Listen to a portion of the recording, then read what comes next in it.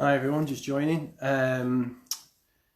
Welcome. We're just going to give it a minute or two as usual for others to join, and then yeah, we'll start this week's episode.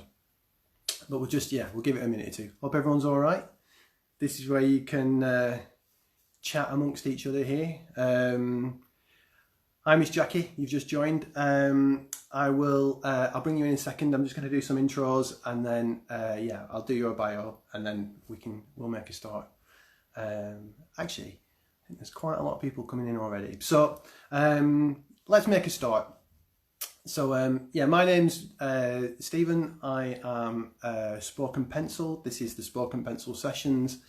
I've been doing these for a few weeks now during lockdown, just to read some poems, share some poems, and talk to poets and spoken word performers and artists who I really admire, and predominantly to be able to talk about disability in poetry, disability in the arts, but also other topics have spoke more about other things as well. Last week, if you've not seen that session, I was reading some poems, and we had Kate Labno, a BSL interpreter, and yeah, Kate interpreted some of the poems. And next week we've got Chris O'Connell from Theatre Absolute in Coventry.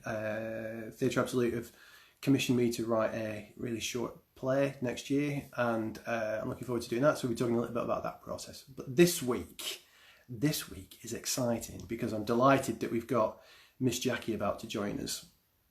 And for those of you maybe who don't know who Miss Jacqui is, Miss Jacqui is I'm going to read the bio, so apologies if I look off screen, but I want to get this right. Miss Jacqui is a spoken word artist and songwriter. She was thrust into the spotlight after a performance at the 2012 Paralympics. And as a wheelchair user, her music gives listeners a glimpse into what it means to be a black woman with a disability on a quest to be free from the perception of others. Having spent over 10 years plus in the poetry circuit under the mentorship of poetry legend Cat Francois, Miss Jacqui wants her music to help her listeners see the world differently. Last year her debut EP came out called Perception, and if you've not heard Perception, I really encourage you to go on to Spotify and give it a listen. But look, I'm waffling on now, so let's get Miss Jacqui into this conversation. So let's...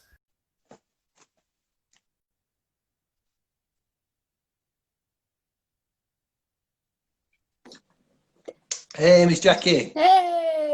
How you doing? Yeah. Good. How are you? Yeah, I'm very good, thank you. Yeah, thank you very much for joining us on this Thursday evening. I say us, I mean it's me. It's just me here, but that's fine. How are you doing? I'm good. I'm really good. Just trying to understand what my new normal looks like. So yeah. Yeah, new normal. That's it's funny, isn't it? All these phrases that we didn't think we'd be speaking about until fairly recently, and social isolation and lockdown and new normal and things like that. That is yeah, that's it's weird, isn't it, how these things have started to become much more familiar to us. Yeah. Yeah. It's a strange time, but we move, we adapt. So We yeah. do. Yeah, interesting. Because I think as having what's interesting about this is people watching on the screen won't be able to see that both of us are wheelchair users, which I think is quite an interesting thing about doing things on Instagram Live, is that I guess some of the stuff that we are used to being noticed for kind of gets a bit cut off on this level below, which I found really interesting. Yeah. I promise I am in a wheelchair, you just can't see it. Yeah, it's not like it's not a really sort of weird niche thing we're saying to get more viewers in, is it? It's that'd be strange. But about lockdown, I have a really serious question to start. So I was listening to a podcast that you did earlier, and you said that you're a bit of a foodie and that you liked mac and cheese. So yeah, lots of people have been experimenting a lot more with food. What makes the perfect mac and cheese for you? I thought that I was going to start with a really difficult question. Oh, do you know what? It's because different people make mac and cheese differently, like especially across the world. Like people make it completely different. So for me, it has to have Yeah. at least 3 kinds of cheeses. And What are those cheeses? What are those cheeses? Okay, so see, I'm gonna say some cheeses, right? And I'm not actually sure that it's right because I just get whatever cheese is in what I have around. Always American If you cheese. say Baby Bell, I'm going to be really disappointed if Baby Bell's one of the answers. Baby Bell could, you know, if that's what you're working with, you know, you make your own mac and cheese the way you want to make your own mac and cheese. But yeah, like whatever cheese I have around, normally, like I like hard cheddar, things that melt really easily. Yeah. And it has to have like a crispy top. Yeah. And it has to be really creamy. And I say all of this, but I'm actually lactose intolerant. So yeah, take that. So right. So yeah, when I make mac and cheese, it's some strange kind of lactose-free cheese that goes in that doesn't want to melt. It sort of just congeals. No, I use the proper cheese. I just pay for it later. You go renegade. Yeah, fair enough. I think, you know, it's important to kind of understand these questions because I think, you know, lockdown impacts everyone on a different way. But you know, the mac and cheese, we've got to kind of stick to what we know, don't we? Yep. Whatever you can find, if you can make a good meal out of it. Like I come from a family that we can turn anything into a good meal. So yeah, lockdown hasn't been so strange on the food front. It was a bit crazy at the beginning where everybody was just like stockpiling for God knows what reason. And just like things like finding pasta was like a thing. But you know, people finally came to their senses, and you know, now I'm fine like getting food in and things like that. Yeah. Have you managed to sort of venture back out into the world yet and sort of attempt a supermarket yet and social distancing and all that sort of stuff? So I've left my house 3 times since March. Really? The first because I was already a germaphobe. Like I hand sanitize before hand sanitizing was cool, so you know, everybody on that wave. So yeah, I left 3 times. Twice was like doctor's appointments, and the 3rd time I was like, oh, while I'm out, you know, let me try and go to the supermarket, pick up a couple of snacks, you know, got to always have snacks. And I literally walked into the supermarket, I looked around and I was like, I'm not that hungry, I don't need snacks that bad, because just people were just, one, people were respecting the rules of social distancing, and 2, like, it just was mayhem. And I'm like, why do you need 75 like bags of rice? Like, I'm so confused. I don't need my snacks that bad. There's like so much rice you can eat, isn't there, as well? It's impossible. I don't know what people are doing with that. I was driving home from work, so I've been still going out and into the office now and again. And I was driving home and was at some traffic lights. And this was the day that the shops opened, and someone walked in front of me holding a life-sized inflatable Tyrannosaurus Rex. And I was like, was that your first thought when the shops opened, that I needed a life-size inflatable Tyrannosaurus Rex, like a helium balloon? It was crazy. You know, lockdown has done very strange things to people. So I think that, you know, he or that person in their mind were just like, that is the thing that I need. The only thing that I need is a like life-sized Tyrannosaurus Rex. Like that's my life goal now. So, do you think they're at home now trying to feed it like 22 bags of rice? Is that like? Probably. Do you think that's what... They're the same kind of people. Yep, there we go. Yeah. What's interesting, again, I've been pretty much listening to as much of interviews that you've done previously before, and you've mentioned about when you're in shops and kind of the classic when people come up to you if you're a wheelchair user and ask you if you need help. One of the benefits I've noticed is that people aren't coming up as often anymore to ask if you need help, because I think they're so scared. So there is a positive to some of this stuff. I think it's that whole weird thing, because like now if I go in the shop and I do need help, I have to like go and find somebody to help me. Whereas before it was just like random people in. But also, like I said, I'm a germaphobe, so like before I could ask strangers, oh yeah, sorry, could you just help me grab that on the top shelf? Now I'm just like, do they have a mask on? Do they have gloves? Oh my God, if they touch what I want to eat, like I'm going to take it home. And then like, what am I supposed to do? Like wash it down with Dettol? Like, what am I going to do? So it's a strange time, but I think online groceries are only good like, kind of, because they always give you the thing that's going to go out of date sooner than later. So I just feel like I've spent most of lockdown learning a couple of new skills and eating and sleeping. That's basically been my lockdown. Sounds like a terrific. I think for a lot of people with disabilities, in some respects, I think we've been able to adjust to it a little bit easier. Maybe I don't want to sort of generalize for everybody, but I kind of myself had 5 weeks off work before lockdown happened, and was kind of, you know, was struggling with fatigue and various other kind of stuff, and hadn't really left the house much. And so I think for me, it didn't feel like a new daunting thing, which I think maybe it has done for a lot of people. I think we were. Yeah, I think well, I'm going to speak on behalf of me, because I don't speak on behalf of all disabled people and all, like, people in general. Really? We should do. We're here. We could represent everybody. Yeah, like, yeah, I'm gonna.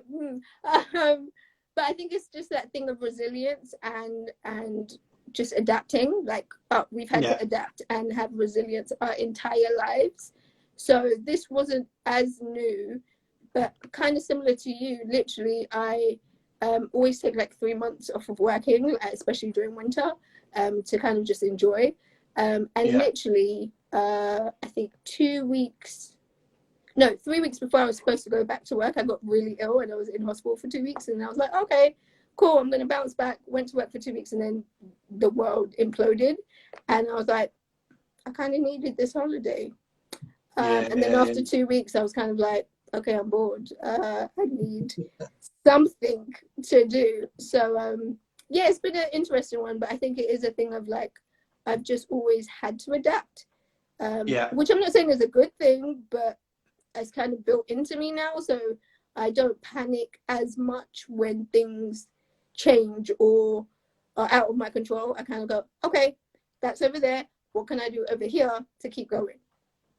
Yeah, and maybe, I'm interested how maybe you did that in terms of your EP last year, Perception, which is phenomenal. I've listened to that a few times, particularly over the past few days, and there's so much in there that you know, from the perspective of someone with a disability as a wheelchair user, is so much to relate to. Particularly the title track, Perception, about seeing things from other people's points of view and kind of, you know, trying to understand. Until you've lived someone's life, you can't judge that individual. And I think, you know, that's fantastic. I wonder if this is a point. Are you happy to share anything poetry wise? Are you? Yeah. We can just chat. It's whichever. We can direct people to Spotify and. I could do like an a cappella or something. I actually should have set up my music before, but I didn't think this far ahead. You see, I'm so prepared. Shall we come back to? We can come back to it if you want. If that's easy. If that's rather than throwing you out. No, it's cool. I can do. Is there a particular track that you would like to hear? No, let's go for it. Let's go with whatever you fancy. Yeah. Okay. I will do like an a cappella version of Freedom, just because I'm living in those kind of times.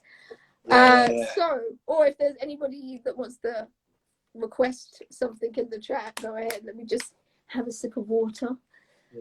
While you're doing that, I will say Freedom. I think, Freedom. I listened to and I thought, wow, that song that track is something that could have been written yesterday. And then I guess that was easy for me to think from the position of a white bloke, in the sense that actually that could have been written last year, 10 years ago, 15 years ago. And I think that's it.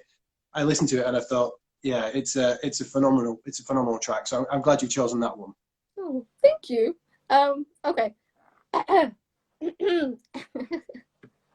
don't think I've ever done. Well, I have done the second fellow, but a little bit nervous. But we're gonna. Don't worry, everyone. Do you want everyone at home to kind of like finger click and stuff like that? Do you want people to be doing that? Shall we get them doing that? Yeah. Everyone start doing that. Start banging a pan or like humming along. Yeah.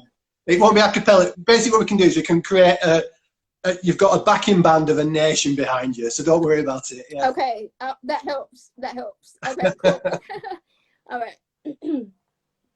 There's always rebellion before freedom. There's always rebellion before freedom, freedom, freedom. We don't know what true freedom is. We take it for granted until it is taken away from us. We think that we are free, but in reality, we are still treated as slaves, just with different masters' names. We went from the potential to rule, to underachieving, under oppression, working hard under someone who doesn't even know your name. We need to believe in our own ability to make change. There's always rebellion before freedom, rebellion, freedom, rebellion, freedom. Rebellion is doing what you want, even if it means you might shift people out of their comfort zone. Who knows, you might move yourself. I have had to rebel, mainly out of necessity, forced to look at life from a different perspective because the world likes to remind me that it is not designed for my blackness, for my womanhood, for my disability, but partly because it is built into my DNA. My ancestors' knew that rebellion came with consequences. I rebel frequently, knowing that being free is worth the consequences, like standing too close to the sun, at least for a moment. I felt its warmth. I believe in a dangerous freedom over peaceful slavery. Exist on your own terms. If you are going to be a rebel, then do it with a purpose.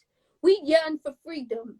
As soon as we are placed in a box, we want to break out, not knowing that we have been confined to a system that likes to show us what coloring in the lines look like. We need to learn to liberate ourselves like dandelions with just enough of a breeze. I know that I need to be free. There's always rebellion before freedom. There's always rebellion before freedom, freedom, freedom, freedom.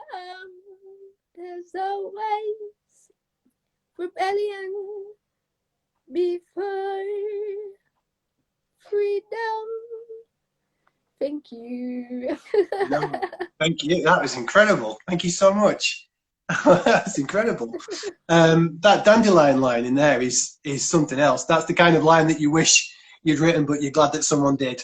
I'm glad that that line exists in the world. I think that there's a lot of love for that on in the comments. So yeah, lots of people singing along. Yeah, that was really good. I think as you said, actually, people said in the comments, this song feels really relevant now. And one of the things that when I read your bio that you sent over that really struck me is that you say you're a minority as a minority as a minority, and obviously with the Black Lives Matter movement at the moment and everything that that stands for, I think one of the things that I've not heard so much is the role of Black disabled voices in that conversation.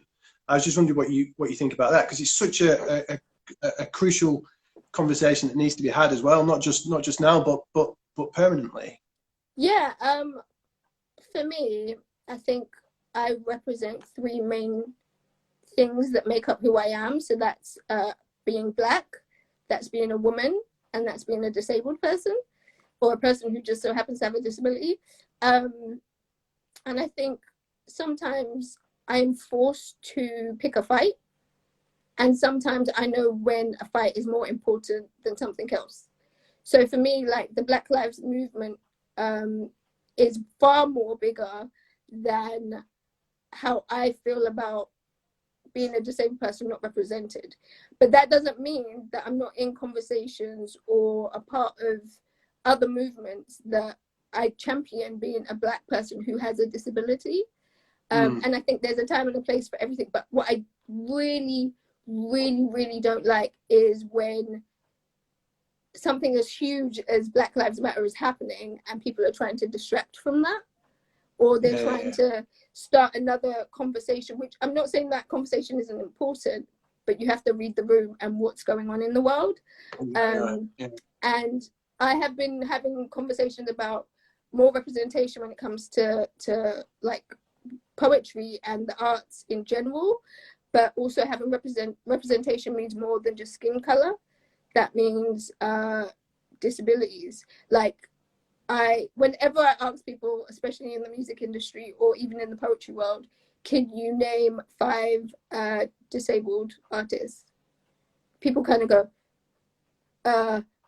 and the first thing they say is Stevie Wonder. Stevie Wonder is amazing. He's a legend among legends, but he can't be the only one. Like, he cannot. And sometimes it's a bit of it's this inner conflict at times to know when to fight for and what cause am I fighting for. But like I always say, for me, I am a Black person first, I'm a woman second, and I'm a person with a disability third. And that sounds like I'm putting them in order, but that is how, if you think about how people see you, first thing they're going to see is that I'm Black, second thing they're going to see is that I'm a woman, and the third thing they're going to see is that I have a disability. So those are kind of the 3 things that like make up who I am, and those are the fights and conversations that I kind of start, and I'm not afraid to start. So yeah, that's why I think that your perceptions track as the sort of the lead title as well on your EP is so important, because it just talks about, actually, you know, people are so much, they are, you know, we kind of try and put people into certain boxes depending on the point of view that other person's seeing, and actually people are far more complicated than that, and there's far more issues going on every day, isn't there, that's much more complex than just you are that person, or that person. I think it's really really important. Yeah. I was interested as well when you've spoken about putting your EP together, that the sense of actually the kind of the different barriers that were maybe there at that process in terms of things like access to music studios and stuff like that. And from a personal point of view, from poetry, I guess mine is around you know, whether or not a venue has a access or a stage or things like that. And did that, like, how was that in terms of trying to overcome that? You know, what can we do differently? How much time do you have?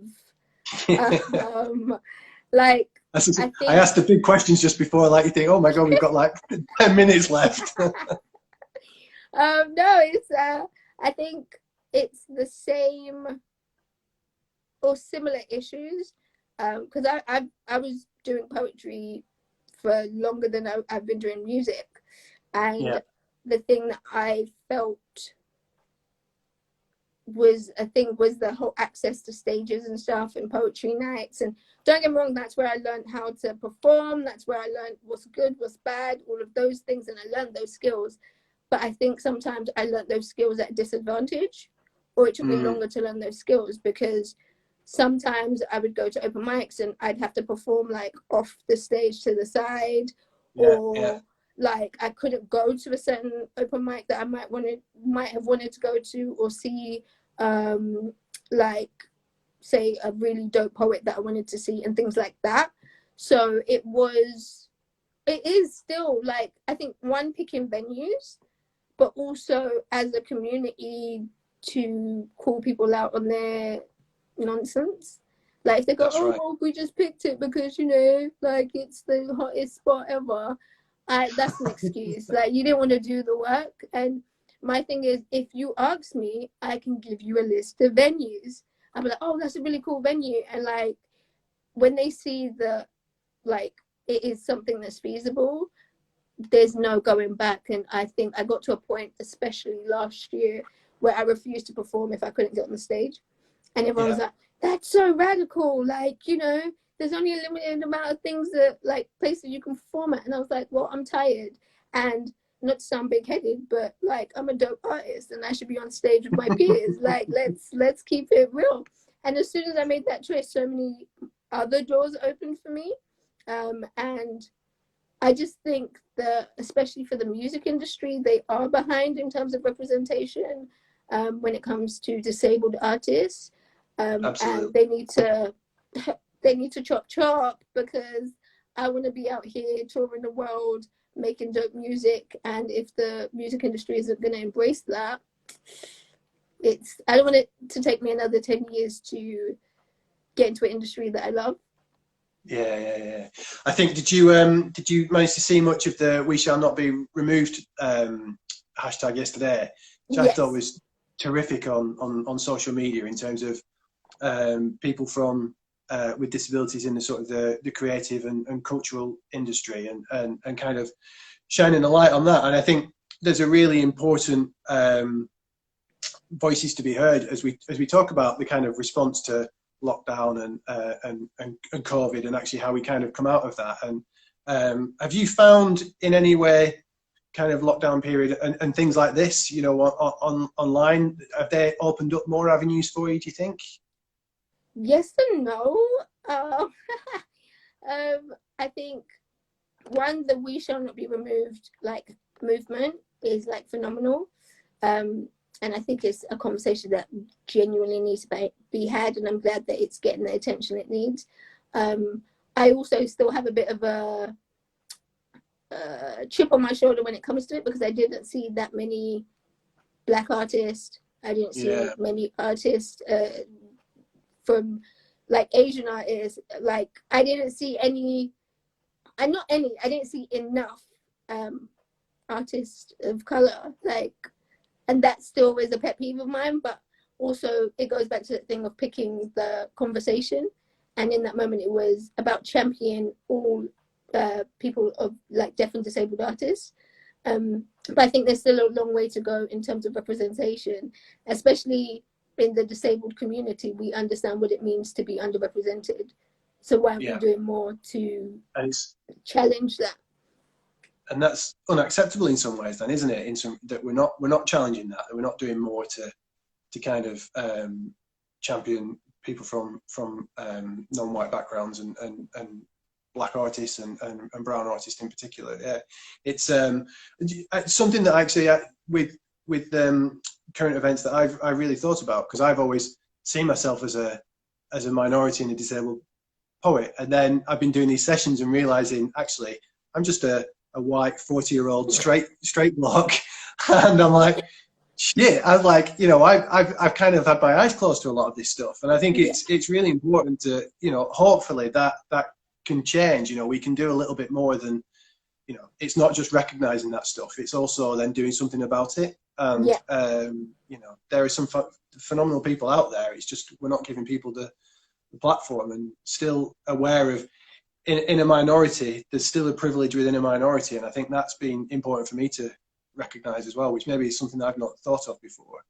But also, I don't want people to feel like I'm attacking them. Like, I'm just bringing up an issue that is close to my heart, and like, I understand if something has never been put in front of you, that it might be on your peripheral or behind you, but as soon as somebody puts it in front of you, you can no longer ignore it. You can't say, well, I didn't know. No, because Miss Jacqui told you a while back.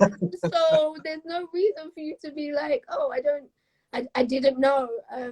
So I think there are things that still need to be changed, but I'm glad that we are moving in a direction that I can see change on the horizon.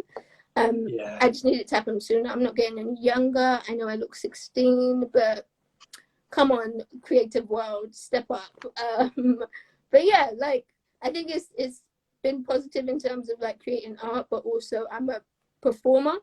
I like being with the crowd and interacting and getting them to sing along. So yeah, it's just figuring out what the next steps are from home, if that makes sense. Yeah. So are you looking forward to the time you can get back in front of a crowd then and kind of feel that energy from an audience that you can't get, I guess, from being at home behind a screen, can you? Oh, I'm definitely going to be wearing masks though. Like on stage, just be prepared for that. This is the germ phone coming back, isn't it? This is I was like, oh my god, nobody touch me, please. Yeah, but we'll start styling the masks out. You know, we'll start making them. You know, we can make them look incredible. Yeah, if someone can get me a mask that just says Miss Jacqui across it, that'd be great. Slide into my DMs, innit? Yeah. If nothing else, if from this half an hour, if we can get you a mask with Miss Jacqui written on the front of it, that is it. That's job done then, isn't it? Yeah. I'm conscious of the fact that I feel like I've been chatting to you for about 20 seconds and we've got to half an hour. Do you reckon, have you got, what do you want, do you think you can do another track for us? Yeah. Oh, okay. Just pinging out these like mad sort of curveballs and thinking like, I'll start with mac and cheese and then just ask you to do a lot of a cappella tracks you weren't Yeah, I was expecting like, to do. huh? Oh, okay, cool. No, I like that. I like don't often get the opportunity to be a giant goofball, and people who know me and like my friends and family and things like that, they're like, Jacqui, you're the biggest goofball I know. And I'm like, thank you. That's such a big compliment. So any opportunity that I get, it's great. All right. Well, I'm going to see. So if no one, there's a question. Is it podcast that you did, I think, recently? Is it like question out of the hat or something like that? Yeah. So, yeah. The conversation. And you conversation hat. And someone said, one of the questions was, what animal, if it could fly, would be the scariest animal? And you said a shark. Now that's pretty scary if a shark was to fly at you with wings. I was talking to my wife about this, and I think I said a cow for some reason. I don't know why a cow. Oh, If that no, it would freak me out if I saw a cow flying towards me with wings. But a I shark. don't trust the cow. You know, they just look at you like, and you think like they're up to something. Yeah. That would be scary. Oh my gosh. They've got tongues that are too long for it. A cow has a tongue that's it's unnaturally long. See, thank you. That is the thing of nightmares. Anyway, there you go. Right, let's maybe that is not necessarily where I thought we would finish, but let's have another track and that'd be great. Cool. I will do. While you're thinking as well, people are now just putting in the comments random animals that they don't want to see flying. So someone said a giraffe. So this is. God, could you imagine that? I don't know if I can. I don't know if it would be using its neck to propel, maybe. I don't know. It looked cool while it was doing it, though, wouldn't it? I think it looked like it was. Have you seen giraffes fight? I have not seen a giraffe fight, no. Go this is on something there. I will go on Google immediately. Yes, yeah. Go on Google and check it out, because that whole thing, them flying with their necks, is actually possible, like, once you watch that video. I can't believe I'm saying this. Okay, cool. I can perform These Walls, I guess, kind of because of lockdown. But also, I always say this before I perform this piece, I wrote it for 2 reasons. One, a couple of my friends were going through a really tough time when I wrote this track. And I always dedicate it to them, and I always say, if you need someone to talk to, reach out, because you know you're important and the world needs you. But and the second reason I wrote it was everyone's always concerned with what my body is doing or can do or can't do, that nobody really talks to me about my mind and how I feel about things. So yeah. We'll just have a sip of water. Yeah, really good. That's a really nice way of kind of leading into the track. So I'm looking forward to it. Thanks.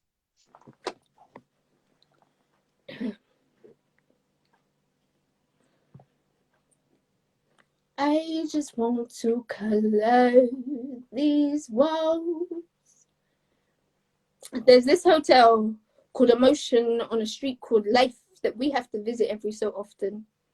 I take a breath, go in, straight to the counter where there's a lady that looks a little like her grandmother waiting to help you. She says, "My dear, I can guess which room you are here for." Hands me my key. I go down this corridor. It's as long as I love you to the moon and back. I get to this door and it's grey, but not just any grey, the kind of grey I've been feeling lately, because no one has had the time to check up on me. I walk into this grey room, find a corner that suits me, and I take a seat while I let the last bit of colour drain from me. I wanna scream rain, cry blue, laugh in the yellow. I just want to color these walls. Paint on these walls, cover these walls, color these walls with a thing called hope. I have no idea how long I've been sitting in this corner trying to feel something more than my eyes blinking or my heart beating. It's time to color these walls with any and every emotion that I have kept buried for all these years. The kind of emotion that storms are made of. I need to try and turn those negative words into art like graffiti against brick walls. Try to be true like freshly washed windows. Call me stained glass so that you may see the beauty in my honesty. But like glass, I can be fragile. Please take it easy on me while I scream rain,